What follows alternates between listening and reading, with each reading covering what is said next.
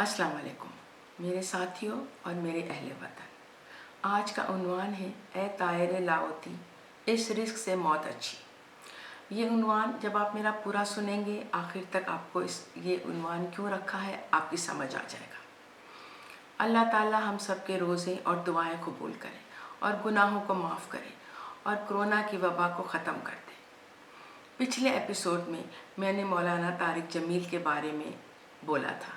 آج انہی کے لیے ایک مصرع کہہ رہی ہوں. ظرف کی بات ہے، کوئی کہہ گیا کوئی سہ گیا. یہی مصرع عمران خان پر بھی لاگو آتا ہے کہ کوئی کہہ گیا کوئی سہ گیا. جو آتا ہے میڈیا پر کچھ نہ کچھ تنقید ان پر کر کے جاتا ہے. کسی میڈیا پر بھی ایسا نہیں ہوا کہ ان کی تعریف کی جائے. مستقل وہ انسان کام کر رہا ہے، عوام کی فکر میں ہے، لیکن اینکر حضرات فوراً سے اپوزیشن کو بلا کر بٹھا لیتے ہیں اور پھر ان سب کے عمران خان کی حکومت پر تبصرے شروع ہو جاتے ہیں.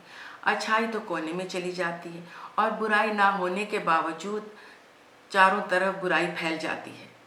اب 3-4 دفعہ سے بلاول زرداری آ کے پریس کانفرنس کر رہے ہیں اور اس میں وہ صرف عمران خان کی برائی کے اور کچھ نہیں ان کو کہنا آتا. سندھ سے جو 7 ارب کی گندم ذخیرہ اندوزی میں پکڑی گئی تو اس پر بوکھلا کر وہ میڈیا پر آ گئے. کہتے ہیں نا کھسیانی بلی کھمبا نوچے، وہی حال تھا بلاول صاحب کا. خود تو کچھ نہیں کیا، اس کے برعکس عمران خان صاحب کو کہہ رہے ہیں کہ کرونا وائرس کے لیے وہ کچھ نہیں کر رہے ہیں تو بہتر ہے وہ پرائم منسٹر کی کرسی چھوڑ دیں. کوئی ان سے پوچھے کہ بلاول صاحب آپ نے کیا کیا؟ سندھ کے عوام کو اناج نہیں مل رہا ہے. جو 12,000 روپے عوام کو دینے کے لیے دیے گئے تھے اس میں بھی 2,000-3,000 تقریباً کاٹ کر دیے جا رہے ہیں. روزانہ سندھ کے کسی نہ کسی شہر سے احتجاج دکھا رہے ہیں. لوگ سڑکوں پر آ کر احتجاج کر رہے ہیں کہ ہم بھوکے ہیں، ہمیں اناج نہیں مل رہا ہے. سندھ حکومت ہمارا اناج بیچ دے رہی ہے. آج پتہ چلا کہ سندھ حکومت غریبوں کو جو مفت دینے والا اناج ہے وہ سستے داموں میں یوٹیلیٹی اسٹور میں بیچ رہی ہے. یہ سب باتیں چھپانے کے لیے وفاق پر آ کر چلاتے ہیں.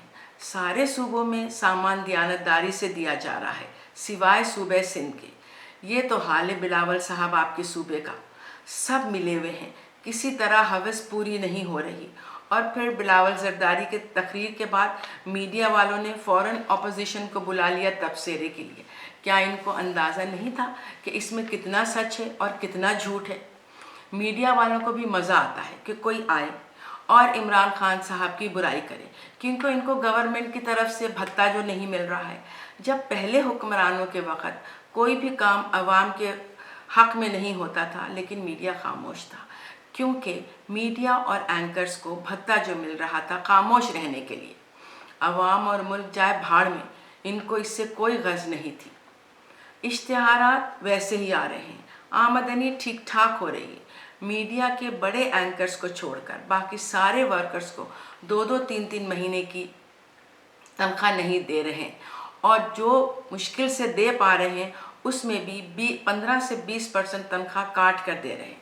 اپنے ورکرز کا کوئی خیال نہیں. اللہ ہی ان کو سمجھے، ان کو ہدایت دے اور اللہ ہی ان کو سزا دے. یا تو پھر عمران صاحب کو ترکی کے پریزیڈنٹ کی طرح سارے میڈیا کو بند کر دیں اور رشوت خوروں کو جیل میں ڈال دیں.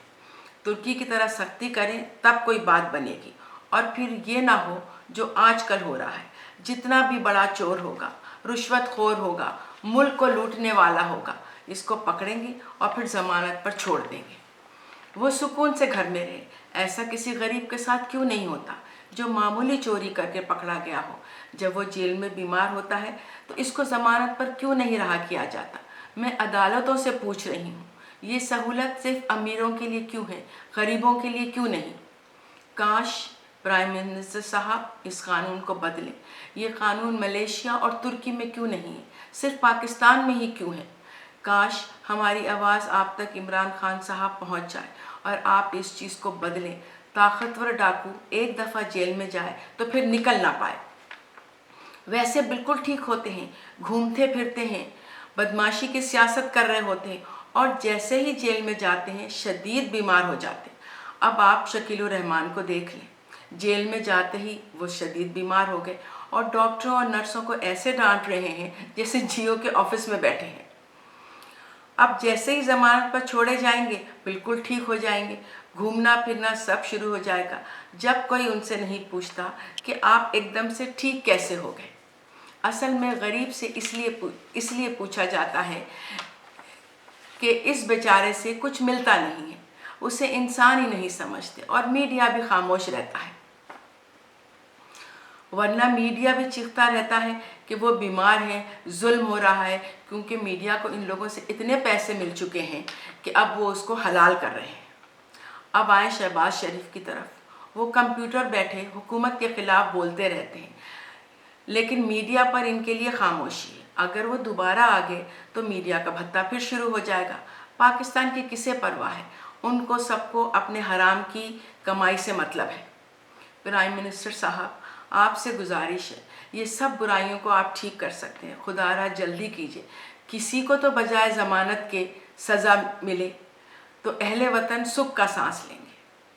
आखिर में मैं सारी अपोजिशन के लिए एक शेर कहना चाह रही हूँ और साथ एक गुजारिश भी। उरूज मिलने पर इंसान खुदा बन जाए, उरूज मिलने पर इंसान खुदा ना बन जाए, इसीलिए अल्लाह ने ज़वाल रखा है। मैं एक दफ़ा फिर कह रही हूँ, उरूज मिलने पर इंसान खुदा ना बन जाए, इसीलिए अल्लाह ने ज़वाल रखा है। अब मेरी गुजारिश ये है कि बिलावल ज़रदारी, शहबाज शरीफ और मरियम बीबी से अपनी दौलत में से जो आपने जमा की है उसमें से आप लोग भी कुछ कोरोना वायरस के लिए निकाल के चंदा दे दें। जबकि सारे लोग दे रहे हैं, पूरी कौम दे रही है, आप लोग क्यों नहीं? वैसे तो आप लोग बहुत बोलते हैं, कुछ तो नेकी कर जाए, आप ही के आखिरत में काम आएगी। पाकिस्तान जिंदाबाद, अफवाज पाकिस्तान पाइंदाबाद।